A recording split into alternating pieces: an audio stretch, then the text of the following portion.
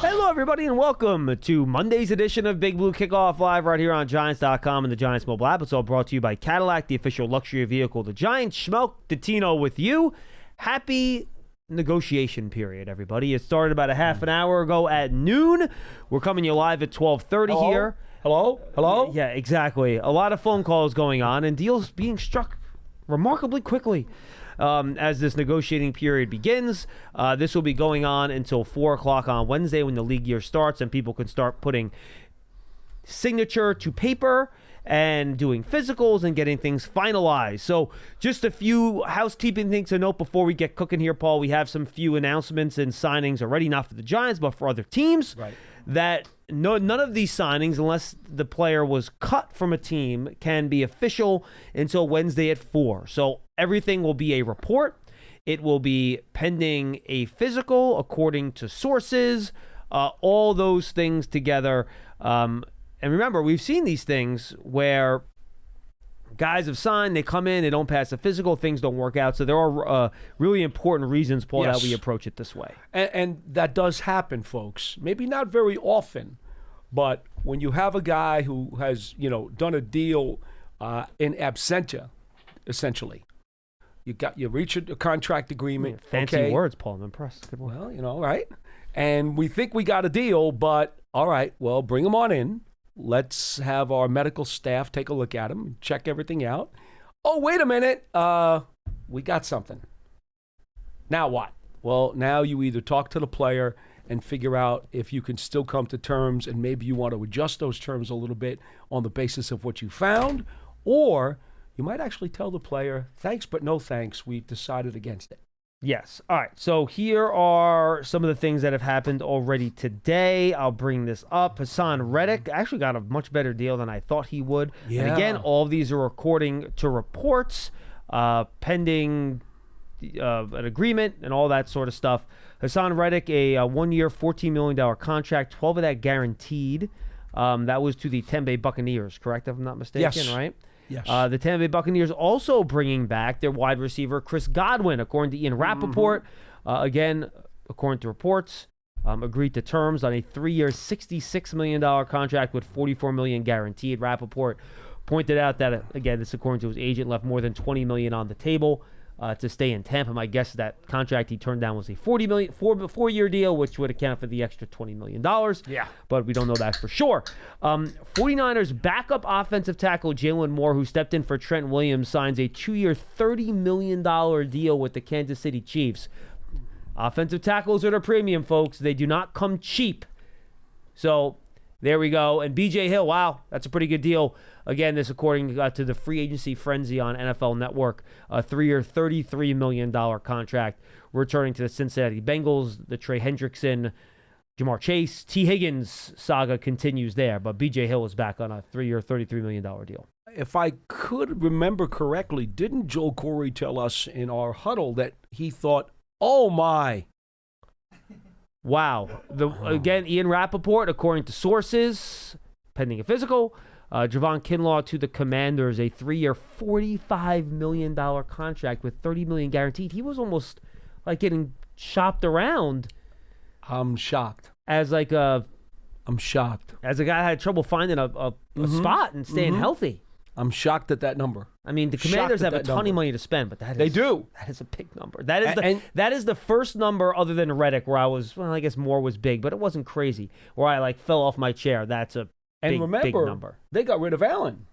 They let go of Jonathan Allen, yeah. I mean, Allen was making more than that, but not that much more. Not that much more. And don't you think there's quite a difference between those two players? Yeah. All right, so obviously the big thing with the Giants here, Paul. Oh, I want to go back to what I was saying about Joel Corey. Oh, sorry, go ahead. Do I recall correctly on the huddle he told us he thought B.J. Hill might get 15 a year? I don't recall that. He might have. I thought he did. So he gets 3 years for 33. Good deal. That's reasonable. That's a good deal. Yeah. So obviously the big thing here that Giant fans are tracking are the quarterbacks and the veteran quarterbacks. And there seems to be a lot of moving pieces here.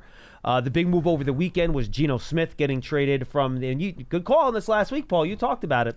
Getting traded from the Seattle Seahawks to the Las Vegas Raiders for just a third-round pick. I don't think they've worked out a contract extension yet, but they said they're going to. Again, we talked about Geno's 34 years old, so that is not a long-term answer at quarterback, but you can get a good 3-4 years out of that. And, for sure. And probably be okay, which makes the Raiders less quarterback needy in the draft, and they're now not going to go after one of these free agent quarterbacks, which is important. All the reports are that Sam Darnold is going to be heading to Seattle, where Clint Kubiak wound up. He's from the Shanahan, McVay, O'Connell tree, so it makes sense that he winds up there. No word on that yet, but that is one of the big rumors that are out there, that's where Sam Darnold will land. Then you have the weird circle between the Jets, Steelers, and Giants, which all seem to be impacting each other a little bit here. Yes. Where the Steelers apparently, again, this is all according to reports, cannot speak to the veracity of them, that they want to bring back Justin Fields, and they were trying to come to an extension with him or a new contract. But Justin Fields was not ready to sign. He wanted to explore free agency. According to other reports, the Jets are very interested in bringing in Justin Fields. So there's that conversation. If the Steelers cannot bring in Justin Fields, they need a veteran quarterback. Is that Russell Wilson? Is that Aaron Rodgers? Both players have been connected to them. One of those guys goes there. That leaves one theoretically for the Giants. Backtrack 24 hours.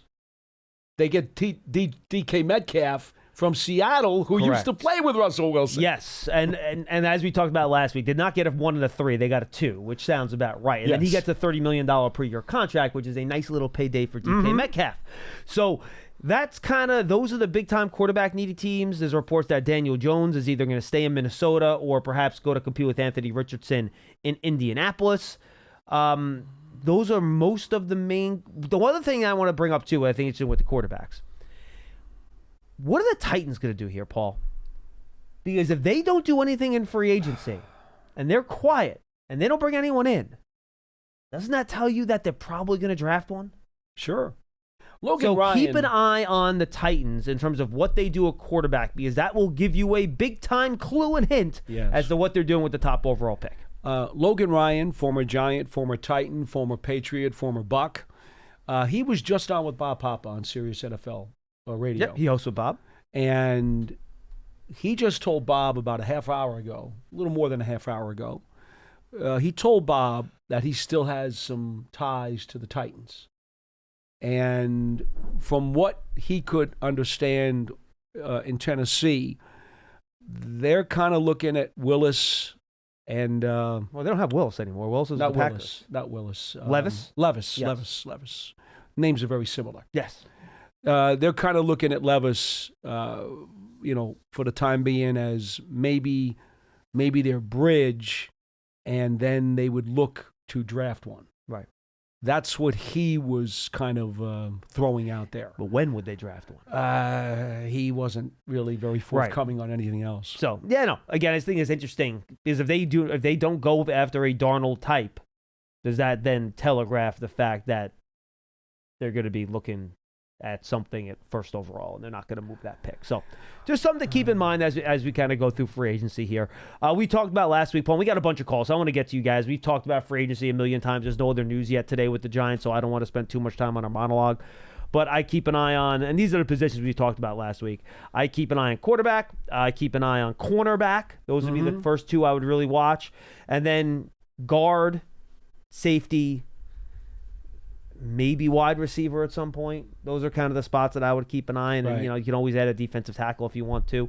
So those are the guys that I would keep an eye on in terms of who the Giants might bring in. Drew Dahlman was one of the offensive linemen that went up the board, by the way. The Bears continue to add interior linemen. Do you think they're trying to get that offensive line better for their rookie quarterback? Right thing to do, or second-year quarterback. Right thing to do, obviously. 3-year, $42 million contract, 28 guaranteed for Drew Dahlman. Again, is according to reports.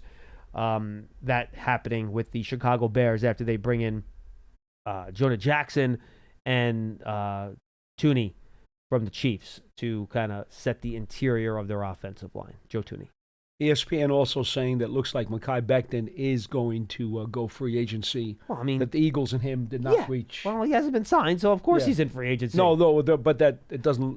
Doesn't look like he's going back. Yeah, I mean the Eagles they already paid Bond and Saquon. I don't think they're gonna have much more money to throw around. Well, they seem to always come up with Houdini's magic, don't they? I know they do. 201-939-4513. And again, Dan Duggan posted this before, and I think he made a good point. Whatever veteran quarterback, Paul, the Giants walk away from here, while it's important, obviously, and we'll talk about it. If you're bringing in like a 35-plus-year-old quarterback, the most important thing is still how they figure out who their future quarterback is, right? That's the most important thing here. Their veteran guy is going to be a placeholder. The big picture thing here, Paul, is still trying to figure out who your long-term quarterback is, and that is going to come in the draft. So don't lose your mind, Giant fans. The guy you bring in free agency might start this year, and he might help you win some games this year. But still, the most important thing, Paul, is the guy you bring in that's going to be your quarterback for multiple years down the road. Well, yeah, long term, there's no question about that. But, again, the guy who they bring in maybe in the next hour will still have an impact on how much this year you're going to, an impact this year, but it also is going to have an impact, I believe, on how high you draft that future quarterback. See, to me, I do. This. I believe if you're drafting somebody that's 35 years old or more, that should have zero impact on where you draft your quarterback. Zero. Why do you disagree? Well, for example, if it was Stafford. Stafford's gone. Stafford's gone. Right, but he's 37. No, but he's gone. But you're using the number 35. He's not available anymore. I'm talking about the guys that are available on the market. Okay. I would think.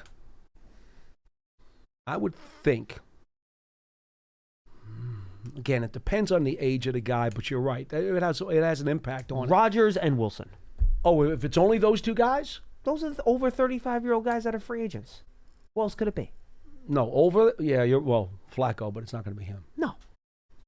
Yeah. I think you still need a guy, but I don't think it has to be the third pick. I don't believe that. Yeah, but you got to draft somebody that you believe in long term. I told you, I think I could go up into the bottom of the first round, hopefully, and get Jackson Dart. Okay. Or I could get Tyler Shuck. I'm not taking a quarterback at 3 if I get a starter today. No, but Paul, that's not the point. That's not the point that I made to you. Whether that was your idea beforehand. So which one of those veteran quarterbacks you get would not impact your plan in the draft is your plan would remain the same. Oh, okay. Am I right or am I wrong? You're right. Isn't that the question I asked him? Yes. Would the veteran quarterback, if it's over 35, affect your draft plan? The answer is no. Your draft plan would remain the same. It's just that our draft plans are different. Oh, yes. Okay. Right? That's the question I asked, I believe I concur with that. Okay. Jeez. I'm getting confused. Yes, I can tell. That was my question, though, right? If you sign a quarterback that's over 35, would it impact your draft plan? The plan has always been to take a veteran and to then take a rookie somewhere in this draft. And I agree with you. I don't think that plan has changed one bit this morning. Okay, that's what I'm saying. I concur. And again, Stafford would have changed things. Yes. But based on who is now available, which guy that is, I don't think is going to impact how you're thinking about the draft, is my point. Yeah, I think they still would like to get one at some point. I agree. Correct. Okay. That's all I was we going are there. for. We are there. That's all I'm going for. I thought you were forcing me to take one at 3. I was not. Did I ever mention 3? I know, but I know the way your mind works. I was not doing that. I just wanted to get to the calls. Let's do it. Let's go to James in Georgia. He'll lead us off today. James, what's going on? Hey, what's going on, guys? How are you? Happy free agency friendly Monday, I guess. Absolutely. I know I called a couple of weeks ago. I was talking about how you would like structure your team and everything, and with free agency coming up. I actually got a couple of things. Sure. If you look at it as like, if you're like the GM, right? Would you look at the positions and say, can you give me the 2 weakest positions in free agency and the 2 strongest positions in free agency, opposed to the 2 weakest and strongest in the draft? And would you like try to not say force, but look where you can say, all right, well, I'm definitely staying away from free agency in this position, and if I don't get something also in the draft, I know I have some on the roster that that we feel comfortable with. James, if your question is, do you let the quality of the classes at different positions in free agency and the draft dictate how you operate in those two portions of the offseason, the answer is absolutely yes, of course. They go hand in hand. But Right. to you to the specifics of your question, all it takes is one free agent at one position to satisfy your need there, and then it changes, it alters your course. The problem is if that position group That's is it. weak, it's going to push the salaries up at those It does. positions. And those guys will get more expensive. I mean, already, did you see Horn? Yeah, J.C. Horn, he got J.C. Horn re-signed, got $25 million. Huge money for a guy who has not been very durable. Correct. Good player, though. Good player, but he's constantly hurt and got huge money. What do you think that's going to do to the numbers of the free agent corners now? None of them are in that category, though. I don't know. I don't know the answer to that, to be honest with you. I'm curious. I'm very curious. Like, for example, Saquon's contract didn't affect the Aaron Jones contract. No, because Saquon was just really special. Well, J.C. Horn is now the highest paid corner in the history of the NFL. I know. And again, based on his health track record, I don't think he should have been. Right, and I agree. But my point is that I'm not sure if a contract at the top of the ladder will impact the guys in the middle of the ladder. I would hope not for the team's sake. But if I'm an agent, I'm going to be Joel Corey for a second, because Joel Corey always does this awesome job of taking the player's side and the agent's side and never takes the team's side, ever, ever, ever. I try to talk sense into him. He doesn't want to hear about it. It's always one-sided for the player. Well, Joel Corey's going to sit there and say, John, look what Horn just got. And he's only available for 50% of the games. Okay? My client is there for you every Sunday. You got to pay for that, baby. Oh, Paul, your guy's gone. We can stop having the Jimmy Garoppolo conversation. Hallelujah! 1-year contract with the Los Angeles Rams. Jimmy G stays with the Rams. Pearson, can we get a stiff drink for Mr. Dottino here? He was the top tier 2 on the board. Into my next question. Yes. I don't want to be the odd man out at the Palm. You know what I mean?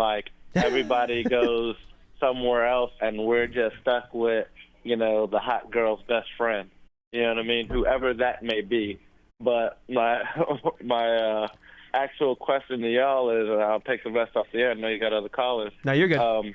Who do you see as being that's in free agency now that not going to be just a 1 or 2 year guy like y'all were talking about, that might have a 4 to 6 year contract left in them? Is that Fields? You know what I'm saying? Or, you know what I mean, that you see that might have a... Of all the guys available, James... Career? No. Excellent question, and thank you for the call.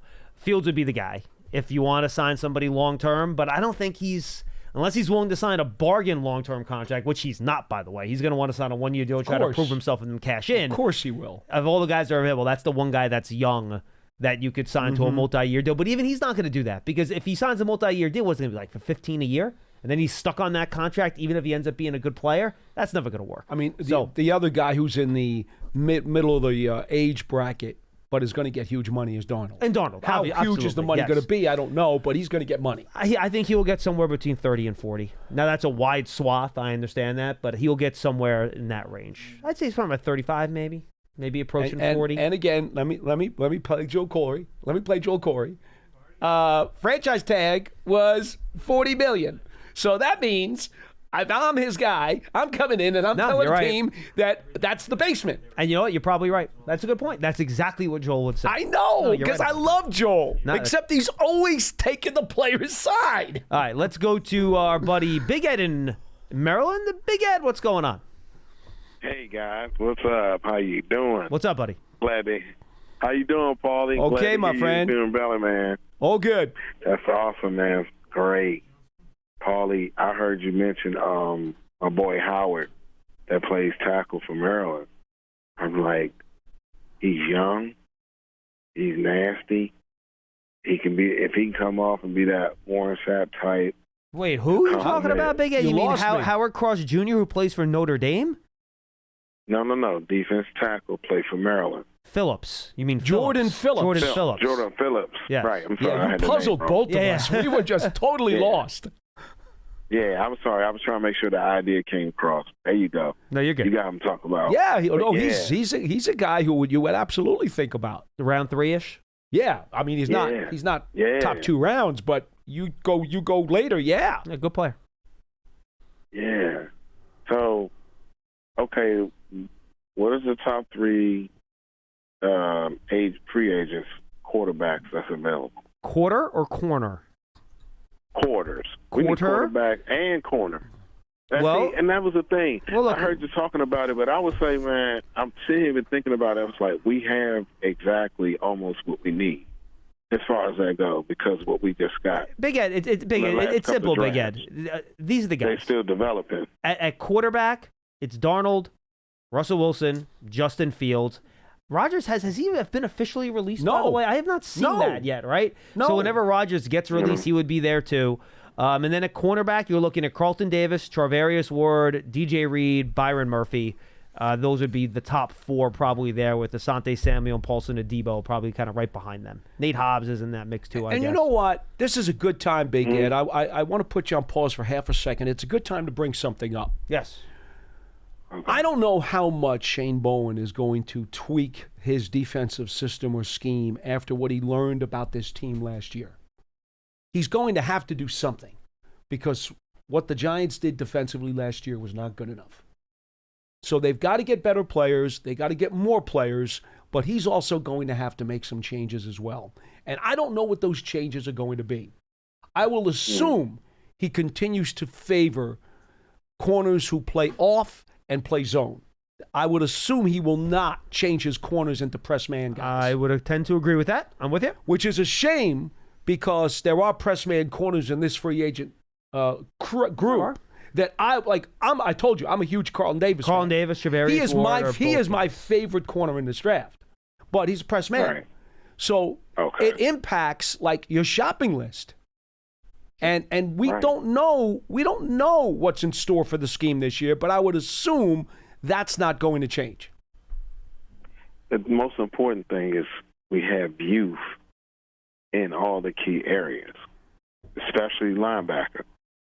I felt like what's the most important thing when it comes to defense and tackling and a running game? Defensive tackle and the 2 linebackers that's behind him. Mm-hmm. They have to be always there because particularly the 21st century running backs are much smaller. They can get low to the ground, less seen. By the time you see them there, you're at a second or third level, and then that's almost too late because their speed, it's just that quick. That's our key part for, run defense. Pass defense, I mean, we have the youth there, but we need that veteran there too. So consider that. And all of that list, it have to have veteran play at least. Yeah. All right, and I'll hold it from there. We'll take it from there. We'll figure out what's up before the end of the week. Thank you, Big Ed. Appreciate the call, my friend. Be good. 201-939-4513. Back to the phones. Cliff in New York is up next. Hi, Cliff. Hey, guys. I was thinking, I noticed the first re-signing that we did was Casey Kreider, Pro Bowl level long snapper. And I was wondering, maybe some of the younger people or even a lot of other people would have said, whoop-de-doo, we re-signed the long snapper, and it made me think maybe you might be interested in telling the Trey Junkins story.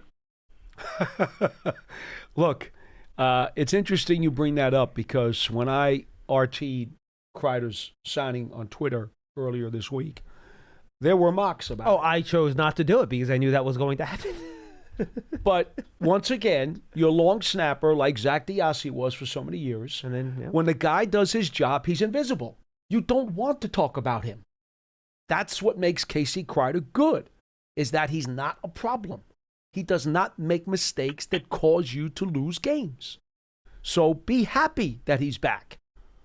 As far as Trey Junkin, 2022 playoffs, San Francisco, the bad snap on the potential game-winning field goal, Of course, the big part to that, as you well know, my friend, is that Richie Seubert was held and interfered with downfield as Matt Allen, the holder and punter, tried to throw the ball downfield off of the bad snap. And the Niners were not called for the penalty that they should have been called for. And the game ended, and the Giants were eliminated from the playoffs. So there you go. You made me relive that. Thank you so much. And their quarterback was not supposed to be that great, but he had a great game that day too, right? Oh, Jeff Garcia was a good player. Right? He had some good years now. Don't say he wasn't good. He had some really good years. Okay. All right. I also, thinking about Travis Hunter reminded me of Landon Collins. I saw him intercept a pass, and when he ran it back, he looked like Barry Sanders. And he was clamoring very loudly that he wanted an opportunity to play running back for us. Do you remember that? Cliff, time out. It's the first day of free agency. You're asking about Trey Junkin in 2004 and Landon Collins playing running back? Can we be a little bit more timely here? No, because it relates to Travis Hunter.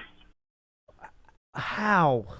Because I want to know how disruptive it was when Landon was repeatedly asking to play running back. I don't remember it happening, so not very. I literally don't remember it. I'll be honest with you. I don't remember it either. So really? Not at all, Cliff.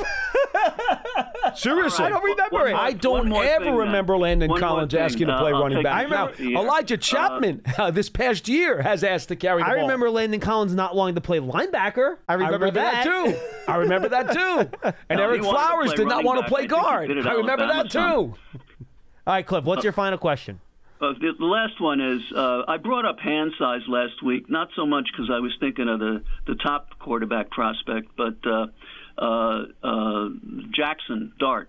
He was the one I heard that there was concern about that. So that was what I was going to ask about, and I'll take it off the air. I do not believe. Hey, Pearson, do me a favor. Hand me that sheet on the desk over there. It has all the measurements from the combine on there, and I will double check. I know Jalen Milroe had small. Thank you, Pearson. Yes. Pearson did arrive back from his ski trip well, by the way. No broken bones or anything like that. We're happy to report. Completely fine. Yes, we will ask about the ski bunnies later. I promised that last week, so we are going to do that. Quarterbacks. He's going to get you in trouble, my friend. You know that, don't you? He doesn't have a girlfriend. There's no trouble. He can do whatever he wants. Yeah, but He's not married. What happens on vacation with Pearson needs to stay there. I don't know about that. He wants to brag about his travails. It's a family trip, guys. Family? You're not with the family the whole time. Hello? That's quarterback hand size. Leave this poor man alone, will you please? Remember, he controls your microphone. No, he does. That's true. 9.5-inch hands. That's fine. Yes, 9.5 is fine. To give you an idea, he's 9.5. Quinn Ewers is 9 3/8. Ward was 9, by the way. Ward was 9 on the dot. Yeah. 9 is kind of the threshold. If you're a 9 or above, you're good. Yeah, I won't say you're good, but it's acceptable. It's acceptable. It's acceptable. Correct. So that's where we are with that. But no, I wouldn't worry about that. All right, let's go to Marty in Manahawk, and he's up next. Hi, Marty. Hi, John. Hi, Paul. How you doing? Doing Hello. Great. Hey, I heard it's been a little quiet. I wonder what your opinions were of the Cook kid from Iowa and Nathan Rourke from Ohio State. I haven't heard much buzz about them. I'm sorry. Can you give me one more time on that, Marty? We were tracking something here. Jared Cook, not Jared, Cook from Iowa, the quarterback. You mean Brady Cook from Missouri? Missouri. Brady Cook, that's yes. it. Oh, I'm sorry. It is Missouri. I that's keep okay. Getting I see the colors of the things there, and I mixed them up. And then the other one was Nathan Rourke from Ohio State. I haven't heard much buzz about either one of them. Nathan Rourke is from Indiana. Correct. Jesus. Will Howard is from Ohio State. That's right. I'm way off. No, that's okay, Marty. The quarterback carousel can be confusing. Nathan Rourke is coming off of a knee injury. I don't know when he's going to be ready yet in terms of playing this year. And I appreciate the call, Marty. Good stuff. In terms of Brady Cook, he was at the Shrine game, did okay. He had a pretty good combine, threw the ball well. He's probably going to be somewhere around a day 3 pick. Yeah. Did not have a great week at the Shrine.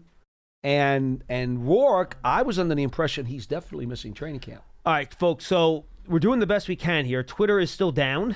It's not the best day for that. We got a couple things here.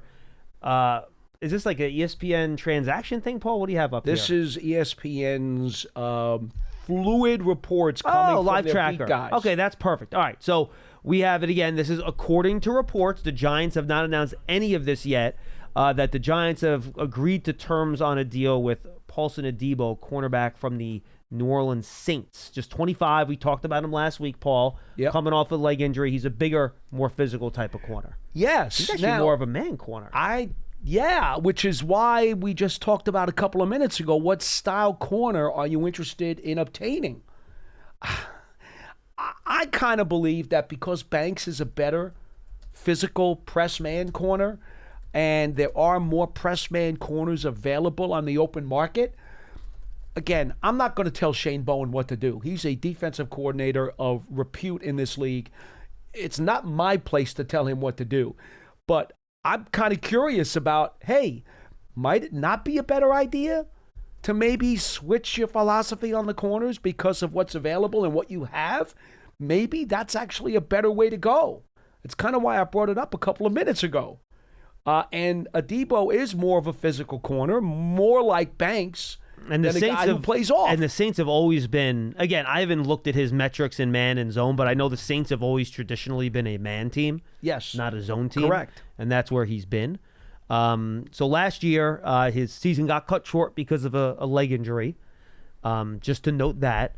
But look, he's had corners so up and down, right? So he's had some really good years. He's had other years where he hasn't been as good. He's a 2021 third-round pick. NFL Network, by the way, seconding this deal. Okay, so NFL Network has it now as well. And again, so according to reports, the Giants have not said anything about this yet, that the Giants have agreed to terms with Paulson Adebo, cornerback from the Saints, on a contract. 6'1", 192 pounds, went to Stanford. Again, broke his leg last year, so he's coming back from that injury.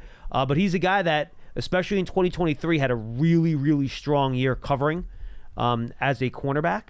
So something to keep an eye on here if this turns out to be accurate. Yeah, to me, I must say, knowing that quarterback was the number one priority and basically shows you right now how that pipeline is jammed up with some of the teams and some of the particulars who are intertwined. I'm a little bit surprised that the first Giants acquisition of this afternoon turns out to be a defensive back. To be frank with you, John, I'm a little surprised. But are you? I thought corner was going to be their number one thing to go after. So that does not shock me. I'm curious to see when we get the terms. That's the first one off. I figured that would be in the afternoon. I thought, well, this is technically the afternoon, but I thought the quarterback would go first. I really did. All right, well, the Titans trying to improve their offensive line. The Steelers were not going to re-sign Dan Moore because they want Broderick Jones. Their Look draft at pick that from a couple money. years ago.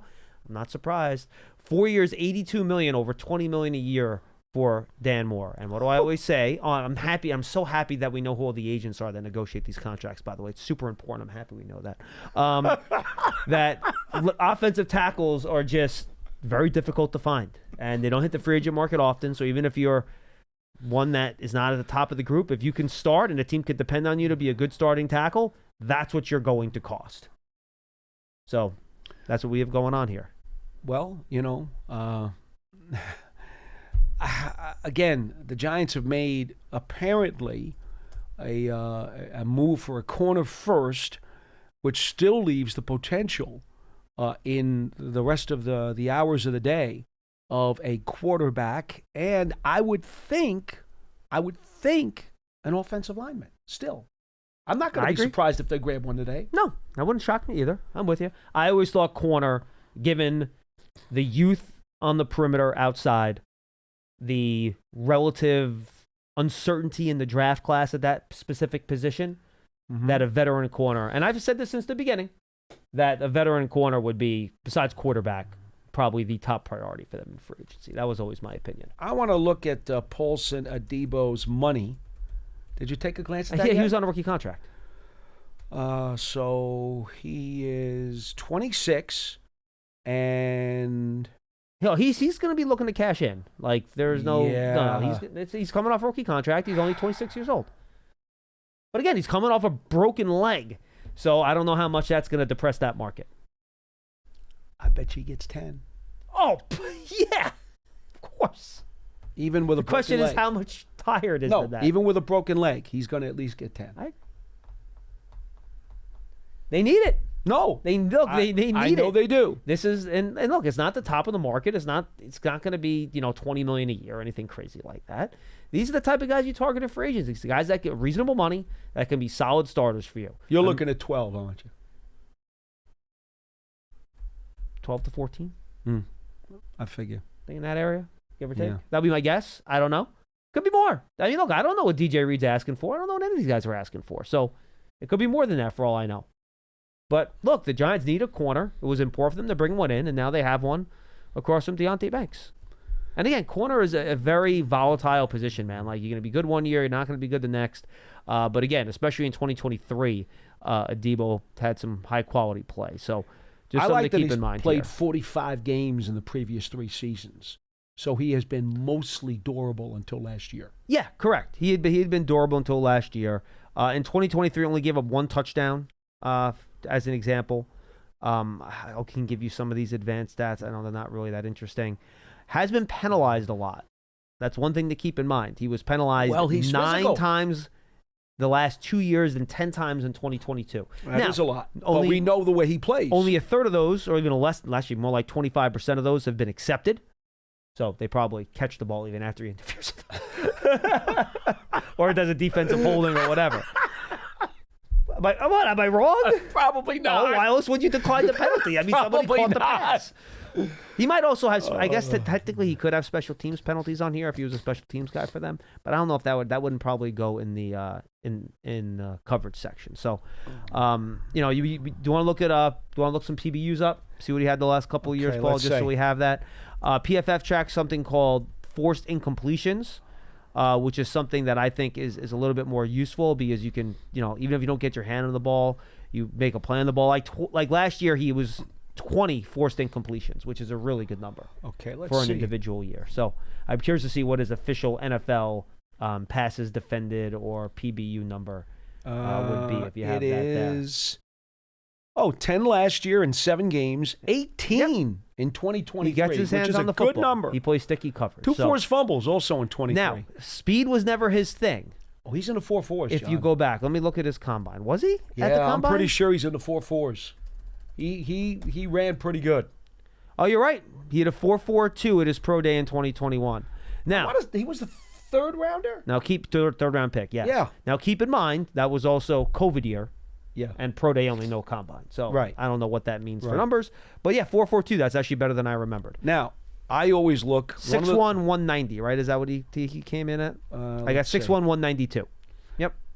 Now, one of the numbers that I always look at, I'm very, very big on this, is missed tackles. Because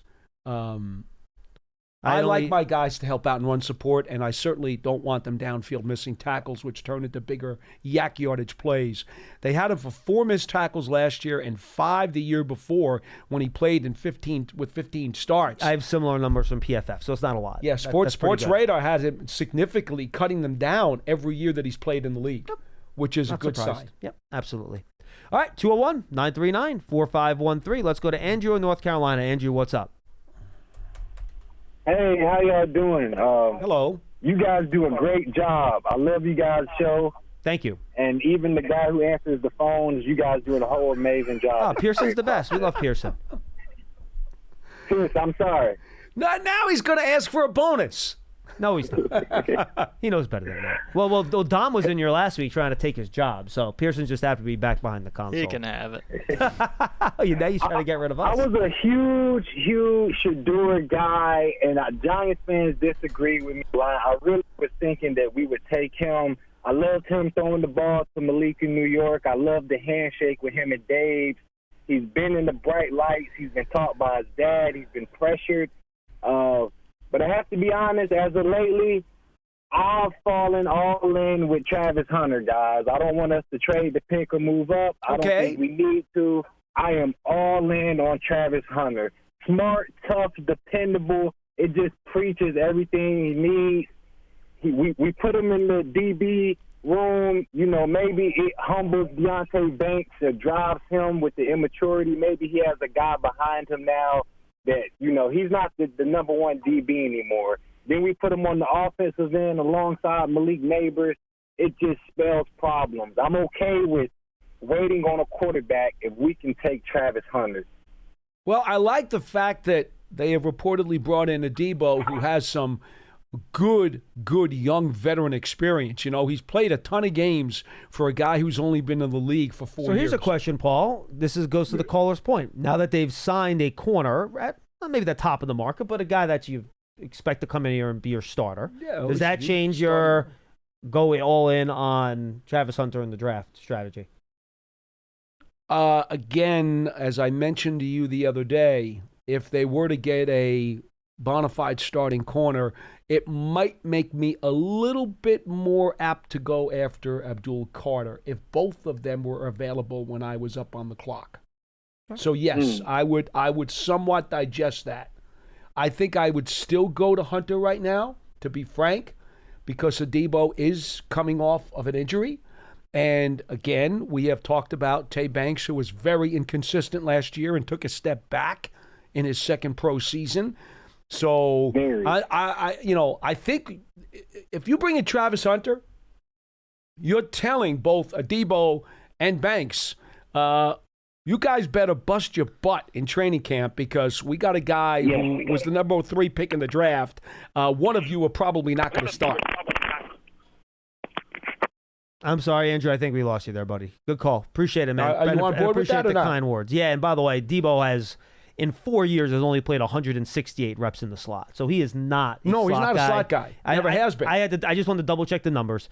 So just so fans have an idea, he's played over 2,700 snaps at wide corner and 168 at slot. So he's an outside corner just the way Tay Banks is an outside corner. So again, I have not talked to Shane Bowen about what he wants to do tweaking his deal this year, if at all. But I'm really curious to see now because remember, you can still be primarily a zone team on early downs and then lean into more man-to-man on third downs and stuff like that. Look, this is never going to be a Wink Martindale deal where you're in 40% cover one. No, it will never be that. It will never be that. Right. Okay? You don't change from red to blue, but you can go from red to purple, which is a mixture of red and blue. Very good. I was going through that with my daughter the other day. There you go. That is I like correct. that. Yes. 201. Yeah. We got to mention this. ESPN once again reporting that Carlton Davis is going to the Patriots in a 3-year deal, $60 million. That sounds about right for him. 34.5 guaranteed. Okay. And the Patriots also signed Robert Spillane, the linebacker from the Raiders as well. So the Patriots had a lot of money to spend. Not surprised that they're trying to throw some around. And you had Milton Williams to the Panthers here. We don't have details on that. Yes, Adam Schefter has that, which means one of the real forces in the division. And again, just a reminder, this is all according to reports. None of this is official because this is just a negotiating period. So just to, again, be very clear about that. And the Cowboys lost one of their corners. Jordan Lewis got signed by the Jacksonville Jaguars. Just to note, as you track what's going on around the division. He is their slot guy. Good player too. I think he's got some capability to play outside if the Jags want him to. But he is a slot guy. Schrager had that. He did not have details on the contract. Only noted he would be the most expensive slot corner in the league. Yeah, which is saying something. Who was the slot corner that went back to the Colts last year? He's played there a long time. He's a veteran. I don't recall. He's a good player, but I think he got somewhere around 10 or 11. So that means Lewis is going to be over that. Okay, let's take a look. Let's take a look at the slot guy he's last a veteran. year. He's been doing Kenny Moore. Kenny Moore, exactly. Yep. And Kenny Moore got, I think, around 10 last year, if I remember right. So it's more than that, which is a lot of money for a slot corner. But it's I think that's going to change. That's going to be one of these trends we see in the National Football League where slot corners get valued a little bit more because so many of the best receivers get put into the slot these days. And you have to support against the run and blitz. So I think that is going to become something that's more important as we move forward here. All right, let's go to Bob in New York. He's up next. Hi, Bob. Hey, thanks for taking my call, guys. You're welcome. Sure. Thank you for calling in. What do you got? I just wanted to follow up from last week's conversation. There was an article in the Post, or I don't know if you saw it, on March 7th, and they interviewed Charlie Weiss. Did you guys have him on last year, or was it Bob Papa? Charlie used to host a show with Bob on Sirius, but we did have Charlie on from the Combine last year. Not this season. Okay. Yes. Okay, so it was Bob Popper. He was there. Okay, he was asked who he would choose. Would the Giants feel comfortable choosing J.J. McCarthy? And he was a big proponent of him. And then I'm reading this article. Did you see in the Post? I did not, Jackson but Bob, Dart? I'm going to guess. Let me guess. He's a huge proponent of Jackson Dart. But remember, his son is Jackson Dart's offensive coordinator at Ole Miss. Correct. Right. Okay, so you know about it. All right, he's quoted in the paper as saying he's the only quarterback prospect who's a can't miss in this draft. And he's been around quarterbacks his whole life. Basically, Tom Brady, I guess he's referring to. So I'm saying to myself, this is 2 years in a row Charlie Weiss agrees with me. Is that a good sign or a bad sign? I don't know how to take that one. I like Charlie, so I favor that being a good sign. Oh, okay. All right. I know John has not finished his quarterback evaluation type of thing. Yeah, what's up? And after you're done with that, 2-3 weeks, whatever, I'll finish up with a phone call. But let's say I just want to play hypothetical. Let's say you go over all the Darts tapes and you're sold on him, but you're uncomfortable picking him with the third pick. Okay. Okay. Now the Giants, let's just say hypothetical, the Titans take Ward at number one because he's a brand new GM. He's not going to trade the pick. So he takes Cam Ward. Browns get up. They drink the Kool-Aid. They take Sanders at number 2. So there we are sitting at number 3. There's 2 premier we will both agree on, Hunter and Carter sitting there. Patriots are up after us. They don't need a quarterback. Jaguars have Lawrence at a long-term contract. They'll pass on a quarterback. Just say you're Joe Shane. You make the phone call to Patriots and you say, listen, we'd like to swap picks with you. We're only asking for, say, a 4th-round pick. You get your guy. We're getting phone calls from people that want to leapfrog and jump into the 3rd spot. So they give us a 4th-round pick, hypothetical. So now we're sitting at number 4. Jaguars are up next. You make the same phone call to them. There's only one more guy on the board. Say it's Carter. Teams are calling us up. They want to leapfrog. You could have him. We'll swap picks, but we'll ask him for, say, a 3. It would make sense for them to do that, correct? Sure. Okay, so now we're sitting at number 5. what, 6? No, 6. Number 5. 6. Okay, we're sitting at number 5. No, it's 6. You'd be take at 6 that- at that point. You'd be at 6 because you would have moved down Right. twice. We trade 4. We trade swap with 5. Yes. We're at number 6. Now we take Jackson Dart. No, it'll Would be you 5, feel actually. more comfortable? You're getting your quarterback, and you're getting a 3, maybe 2 3s, a 3 and a 4, and you're getting the quarterback. Would that make you feel more comfortable taking Dart? I have not watched Dart enough. I will let Paul answer that because I know Paul's a big Dart guy. I like Dart a lot, but I can't see taking him that high.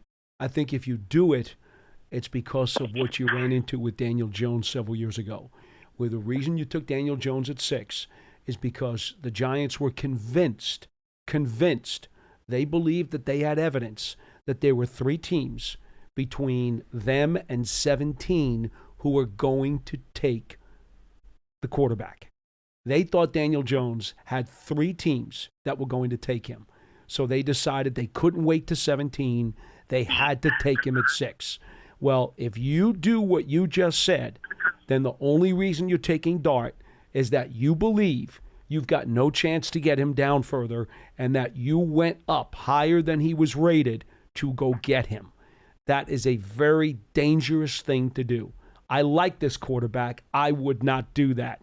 I think you should be writing the script for draft day 2, and I'll call Kevin Costner and tell him that you're interested, because that's the kind of fantasy world you're living in. Well, I mean, right I think now. we got to find a younger actor if we're going to try to cast Joe Shane, right? I think Costner's a little too old for that now. Yeah, I need to find someone a little younger. That's true. All right. Well, Paul, this question really wasn't for you. After that time machine conversation, I can't talk quarterback with you. But I'm just thinking, if John is high on Dart after watching the tape on him and picking up an extra 3 and 4, and I'm convinced the Jets are taking him at 7. I know you guys don't believe so, but I just know it from the whispers I hear here in New York. He's going to be gone at 7. And I don't want to miss out on him to the Jets. But that was my question. No, Bob, good. After you're done, question. John, with Yes. your quarterback evaluation, then we could have that conversation. But I'll be happy to do that. Okay, that's what the other thing I wanted to tell you, there was 2, I don't know if you heard WFAM, they reported that 2 teams were, weren't happy with their interview with both Sanders and Quinn Ewers. I don't know if you heard that one. I did not hear that one, Bob. Thank you. They didn't report what 2 teams it was, but they just said 2 teams were not happy with the way their interview went at the combine. Great. I appreciate it, Bob. Thanks for the info. Look, Sanders and Ewers are both extremely self-confident individuals. Listening to them at the combine. Yes. They believe in themselves. And you hear the way Ewers talks about like NIL and stuff like that. Like Quinn Ewers is a big Quinn Ewers fan. I think Shedeur Sanders loves some Shedeur Sanders, and good. Mm-hmm. You need to be a confident player to be good at that position. You do. I'm not saying it's a bad thing. You do. But I don't know if that would rub some NFL teams the wrong way or not. Some people might like that the guys come in and they're so sure of themselves. So I think it all depends on what the conversation is and who you're talking to. I'm not gonna lose my mind or take any judgment off of anonymous reports. And not that it's... And Cam Ward's very confident too, by the way. Yes. He's just a little bit more low key about it. I mean, not that it's relevant to us how we feel or where we would pick guys, but if you strictly had a competition and said who won the podium amongst the quarterbacks at the NFL draft, Shuck was awesome. McCord was really good. I didn't listen to Dart McCord, was but really good. Dart was good. I mean, those are the guys who were the real stars of the podium. And Riley Leonard and Will Howard were both fine too. They were okay. Yes. I would say they were good. I don't know if they were as big as stars as the other guys, but they were good. Cam Ward was low key. And but Cam Ward was fine. He was fine. He was fine. He did a good job. Then there were other guys who I would say made me cringe a little bit at the podium. Look, on Jackson Dart, I watched enough of him.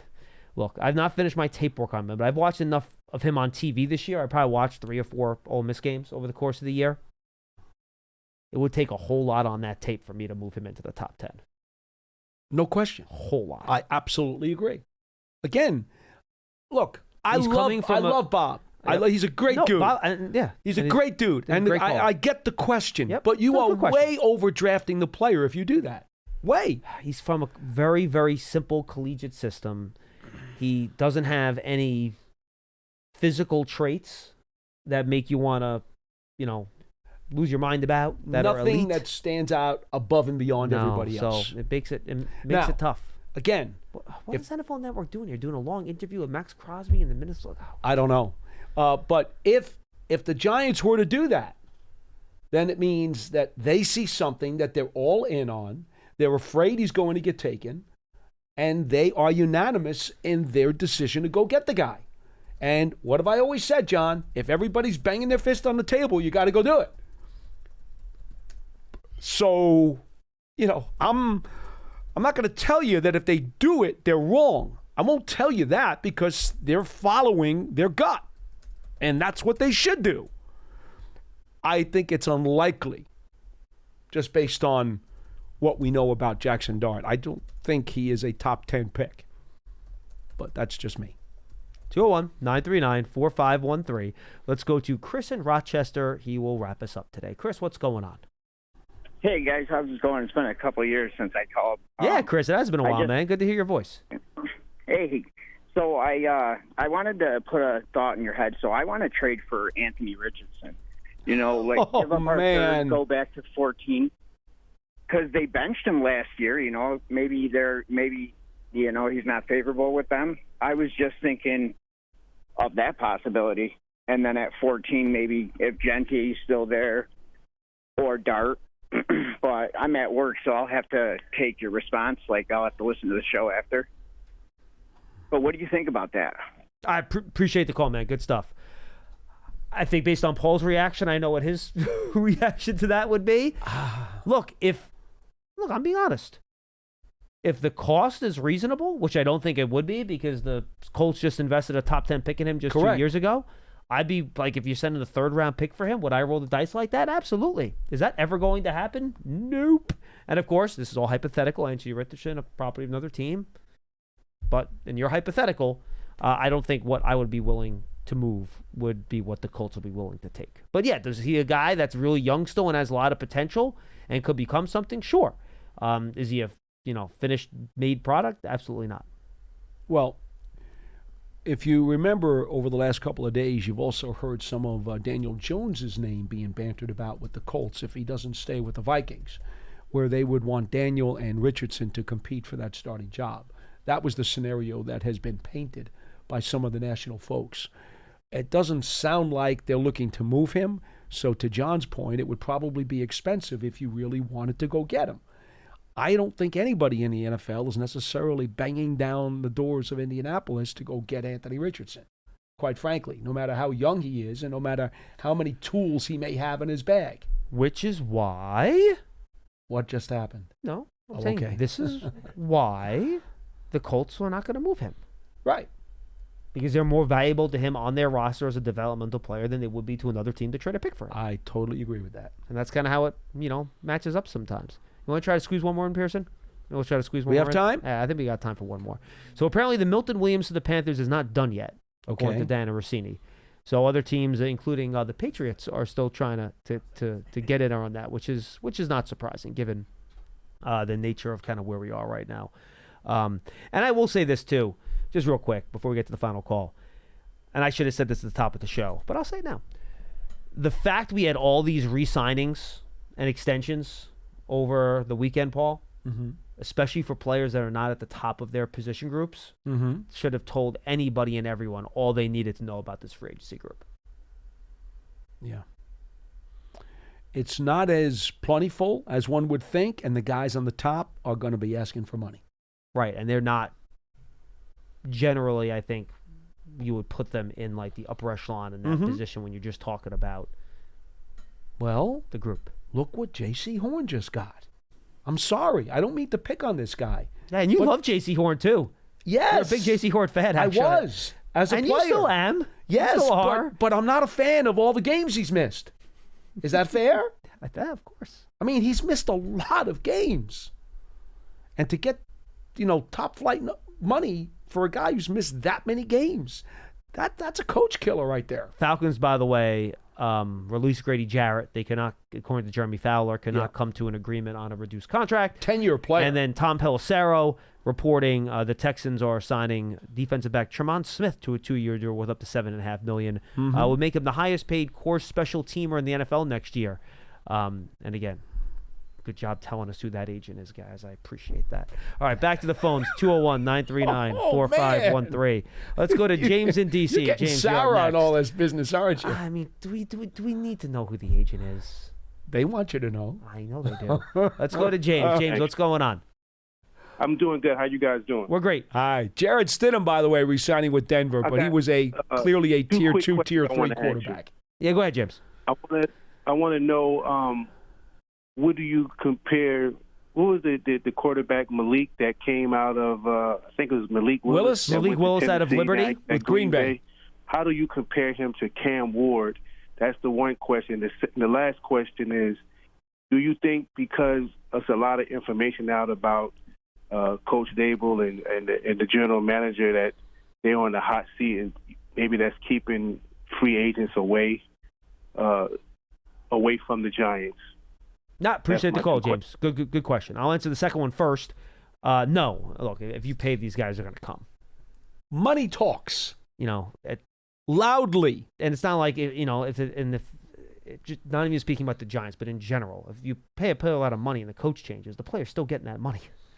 And quite frankly, when you're in the Giants situation and you're paying a player some good money, he's basically guaranteed a starting job. Correct. So he knows he's going to play, and to a lot of guys, that's a very important priority. Yes. And the first question he had comparing Malik Willis to Cam Ward, it's like not even close. No.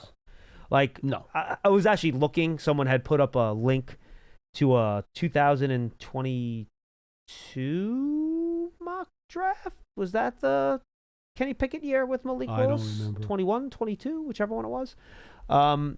And it was funny. Like there was one mock draft somebody put on Malik Willis was like the second pick, Pickett was third, and like Matt Corral was ninth or something like that. I'm sitting 22. 2022. 22. And I'm just sitting there. Like the whole Malik Willis in the top 5 thing was always ridiculous. Oh man. There's great physical traits, can run around, good arm, but like if you watch him play at Liberty, he was playing like a chicken with his head cut off. He was just running around. Like he was playing quarterback, but he wasn't playing a quarterback the way you want a professional to play quarterback. Cam Ward plays quarterback like a professional. He's a good player. Like you go back and just listen to what Greg Cosell told us at the NFL Combine with how he plays. Like Cam Ward plays. He's been in the league a long time. He's been rather was in college a long time for 3 different teams, different systems. He's accurate. He can throw on the move, different arm angles, big sturdy pocket passer, good arm. Like Cam Ward's the real deal now. He's a much, much, much, much, much, much, much better player than Malik Willis was. There's no doubt. And, Willis, and he brings to mind another guy, I was just looking him up, Johnny Manziel. He was such an exciting college quarterback because of all the drama and the magical stuff. Johnny Football was like Mahomes was when he was in college, right? He was a college version of Mahomes when he was playing at Texas A&M. Texas Tech. No, Texas A&M. Oh, I thought you meant Patrick Mahomes. Yes, correct. Manziel was at Texas A&M. And he was Johnny Football. And I was like, I'm sorry, Johnny Football is not going to be an NFL player. He's just not. He's a spectacular college player. He is not an NFL player, and there are multiple reasons why. Yet he still gets picked in the first round at 22. I do wonder if he was a better student of the game and didn't have all the off-the-field issues, if he could have figured something out. But that was part of the package. That's correct. And we all knew it. We all knew it. This was not a secret. That was not a secret. No, that was not a secret. That's why Stephen Jones screamed at his father not to take him in Dallas. And he listened, Jerry listened to his son. And now Zach Martin retired. He's going to be a first ballot Hall of Famer. Much to my dismay. Yes, mine as well. Anyway. All right, Paul. Tomorrow it'll be Paul and Lance at 12:30, continuing to talk about all these reported signings that are out there. And again, none of them are official. They're all according to reports until we figure out exactly what's going on here. So for Paul Dottino, I am John Schmeelk. Thanks for being with us on Big Blue Kickoff Live presented by Cadillac. Giants Huddle Podcast, folks. Not going to have a ton going on this week. We're putting up a draft one later on today, so that's not impacted by free agency. We wanted to put up something that's not going to become obsolete in 5 minutes if the Giants sign somebody. So we have a little draft roundtable that'll go up this afternoon. Draft season tomorrow, and then we're not going to have another huddle until guys start coming in here. Whoever the Giants end up signing, we'll interview them, and those will be our huddles for the next week or so. And then we'll do a free agency recap and all that good stuff. You can find the Giants Huddle Podcast on your favorite podcast platform, giants.com/podcast, and the Giants app. For Paul Dottino, I'm John Schmeelk. That's all the time we have for Big Blue Kickoff Live presented by Cadillac, the official luxury vehicle of the Giants. We will see you tomorrow at 12:30. Again, Wednesday's show is at 4.